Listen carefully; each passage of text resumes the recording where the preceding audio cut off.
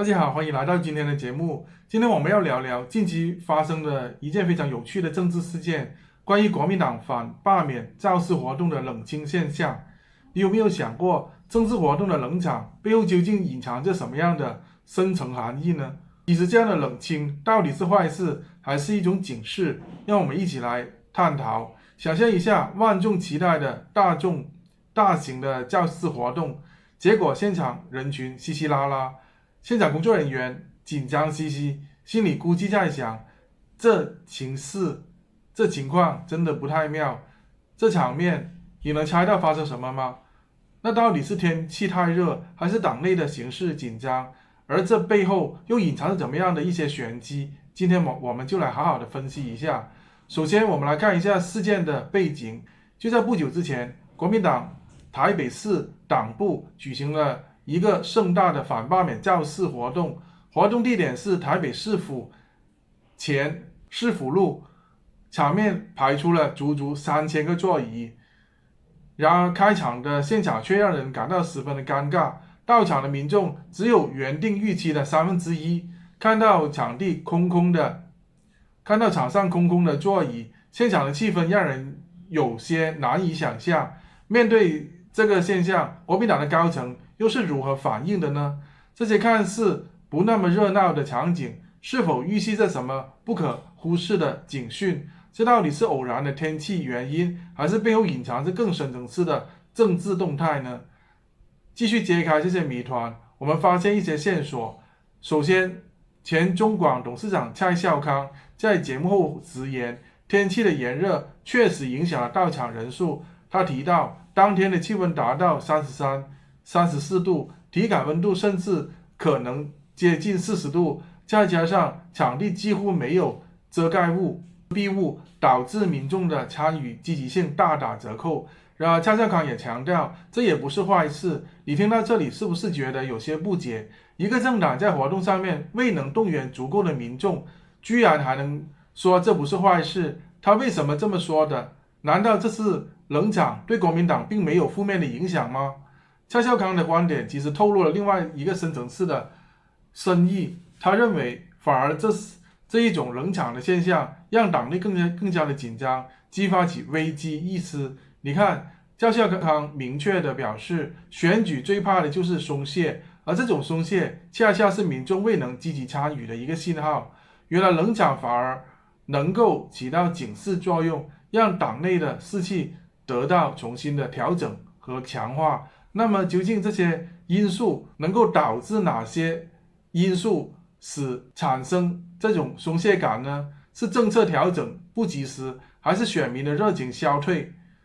继续分析，我们看到国民党其实面临着一个两难的局面，党内既不能够进行动员，但又要避免过度动员引发的负面效应，尤其是在当前的政治氛围之下，若是活动搞得过于热闹，恐怕会引起舆论的非议，甚至会被认为是做作。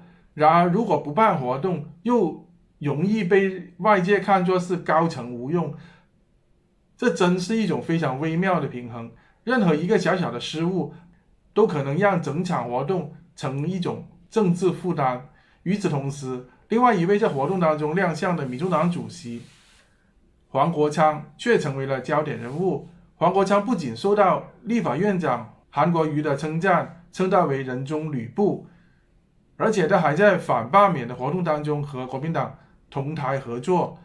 赵少康对此也给予高度的评价，认为黄国昌南北奔波，不仅帮助国民党造势，还积极参与战斗蓝的台中造势活动。他大赞黄国昌蛮够意思的，这让我们不禁思考，黄国昌跟民众党的这一事件当中的角色，黄国昌跟民众党在这一事件当中的角色究竟是什么呢？他们是否在暗中推动某些政治策略，而这又能为国民党带来什么样的局面变化呢？说到这里，你可能已经有一些疑问了，这一系列的活动到底预示着什么呢？我们是否能够从中看到国民党在接下来的选举当中如何应对可能的危机呢？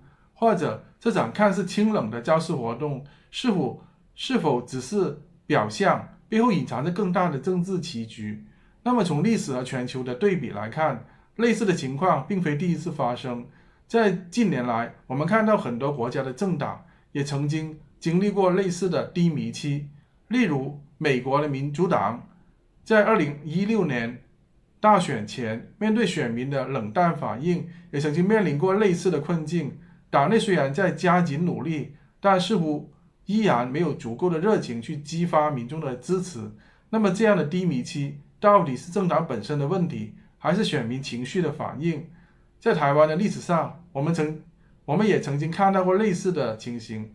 2016年，民进党初期的选举造势，曾经因为选民的动员不足而出现了类似的尴尬局面。然而，经过一系列的调整和政策转型，民众成功一席。国民党是否能够从中吸取教训，重新激发民众的热情，或者说他们是否能够通过这一种冷场的现象，激发出一股奋起直追的决心呢？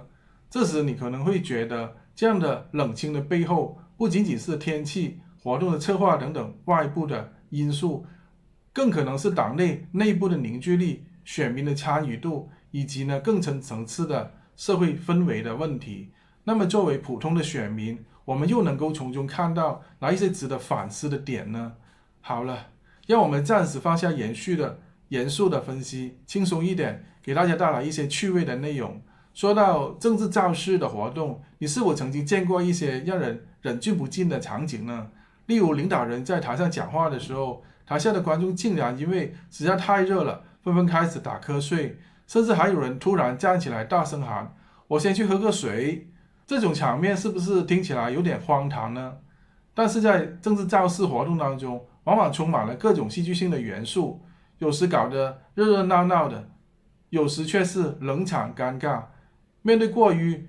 对于政治人物来说，如果在冷清的场面当中找到新的突破口，真正让民众重新关注，确实是一项值得深思的挑战。你有没有觉得这种场面的背后是否有更多值得解读的地方？接下来我们就来揭晓这场活动背后的真相了。